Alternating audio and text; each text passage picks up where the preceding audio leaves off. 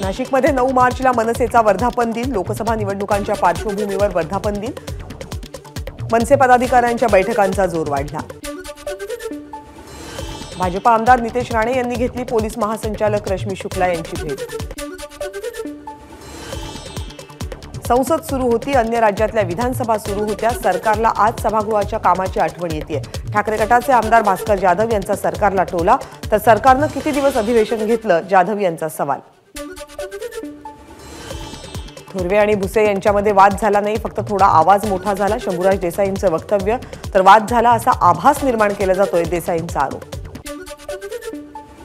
एकाच गटातले दोघे जण भांडतायत। भुसे थोरवे वादावर विरोधी पक्षनेते अंबादास दानवेंची टीका, तर विधान भवनाचं पावित्र्य राखायला हवं, दानवेंचं वक्तव्य। काल दिल्लीमध्ये झालेल्या बैठकीमध्ये महाराष्ट्रातील लोकसभेच्या जागांवर चर्चा झाली नाही।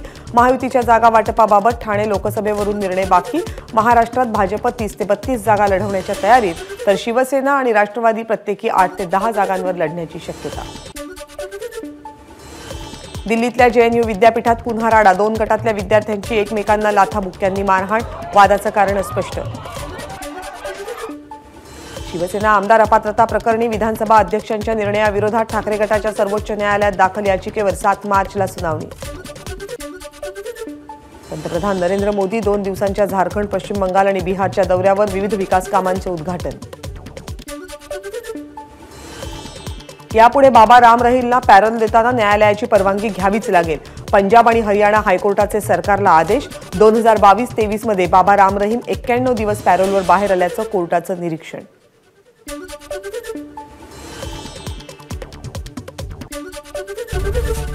एबीपी माझा, उघडा डोळे बघा नीट।